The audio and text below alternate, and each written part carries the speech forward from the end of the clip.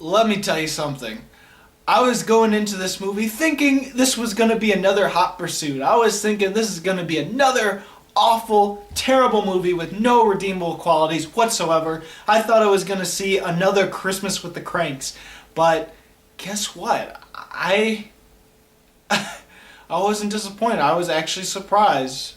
This is no Meet the Cranks. This is actually a pretty legit good movie.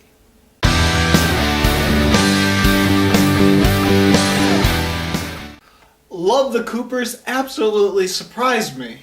Now we all know this practically happens every year, where every year around Christmas a movie comes out with a big ensemble cast that is about a family Christmas together movie that is a comedy, might have a little bit of drama in it, but usually not so much. There's one every year, and usually they're god awful. And this is really not like those movies. Yes, this is a Christmas family get-together movie that happens to be a comedy, but there was a lot more drama than I would have expected. This is a movie about a family that's trying to get together for Christmas, and we see all the individual stories of these different family members and what they're dealing with during the holiday. And so ultimately it feels like a bunch of individual stories that eventually converge into one at the final act, and that's pretty much what Love the Coopers is. We have Diane Keaton and John Goodman who are trying to get the family together. Diane Keaton really wants this to be their final last Christmas together because they might be getting a divorce after so many years of marriage. Ed Helms is a single father who's lost his job, already dealt with a divorce, and is trying to get a new job. Alex Borstein is Diane Keaton's sister in this film, and she's trying to find the perfect sort of gift. And she gets arrested up for trying to steal some jewelry. Olivia Wilde is in this airport with this soldier, and she meets him, they talk, and she convinces him to be her fake boyfriend for the night so she doesn't disappoint her mother. And to be quite honest, there's 2 or 3 other individual subplots in this movie that I won't go into detail with because I don't want to take up too much time. Okay, let's go with the good. Comedy-wise, it was actually pretty funny throughout. Yes, there's a few jokes here and there that were complete misses, but for the most part, I found it really funny and charming. Acting was good all around, and there's a lot of pretty big stars and familiar faces in this movie. All the subplots and the stories in this movie were at least interesting and often really fun and entertaining. That's not to say that they all completely work all the time, and some of them are worse than others, but for the most part they were pretty damn good.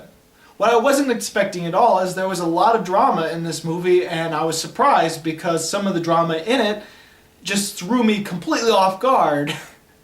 And what easily could have been a complete misfire for the movie is the narration, but it was honestly really good and one of the best parts of the movie. Steve Martin actually narrates this film, which I was surprised. I didn't know until the very end when it showed his name. I was like, holy crap! I didn't recognize it. But the whole narration is really fun and mostly really funny. But the narrator really gives that really nice holiday-esque movie element to the film, and it actually feels a little bit like a fairy tale at times. Because there's little magical moments here and there where people sort of see the past and recall different experiences they had in previous Christmases. And then we as the audience see it for ourselves. There's just something really magical with it, even though it's not magical. It's hard to explain. Now, even though I'm saying there's a lot of really good things about this movie, it's still a pretty average movie when it comes to all the other movies this year. I'm not going to give it like 4 stars or anything.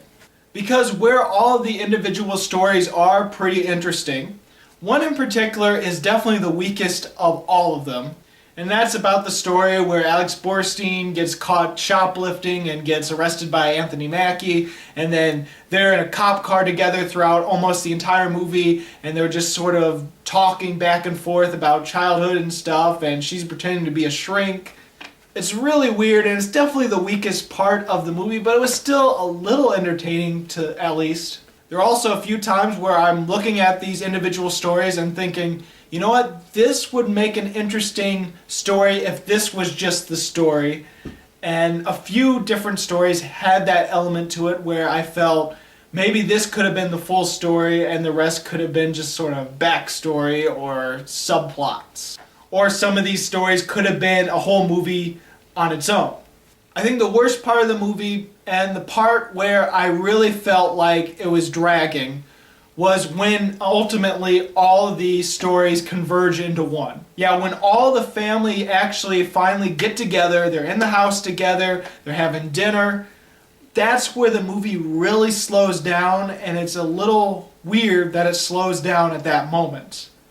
Like, that should have been the moment where it's all in the final act, and so we're all like, alright, here's where all the conflict is happening, but it just sort of just, it's a little boring, honestly. Thankfully, the movie does pick up, and without spoiling anything, there is a moment where they're at the hospital, and everything in the hospital and beyond is way better, and probably one of the best parts of the whole movie. It's the final act.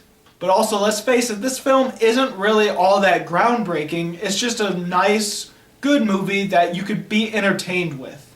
But I know not everyone is going to find this movie good. I was in the theater with my dad and we were watching the movie, and there was this family just a little bit to the left of us and down a few rows, and they had a kid, probably about 10 or 12, and that kid was bored as hell. He wanted to get out of that movie pronto. As soon as the credits started rolling, he bolted out of the theater. There were several times where he would go look at his parents and he'd pretend to be asleep and he'd just be snoring in their ear and just like, come on, let's go. This is boring. So yeah, this movie is definitely not going to be for everyone, but I honestly liked it. This is definitely not a film that's going to be a strong contender for the best movies of the year, but it's not even close to being one of the worst either. I'm going to give Love the Coopers 3 stars. So have you seen Love the Coopers? What did you think about it? Go ahead and comment. If not, what is your favorite holiday get-together movie? Christmas Vacation? Probably. Duh. And as always, this is Bruce Gifford, and this was just my opinion.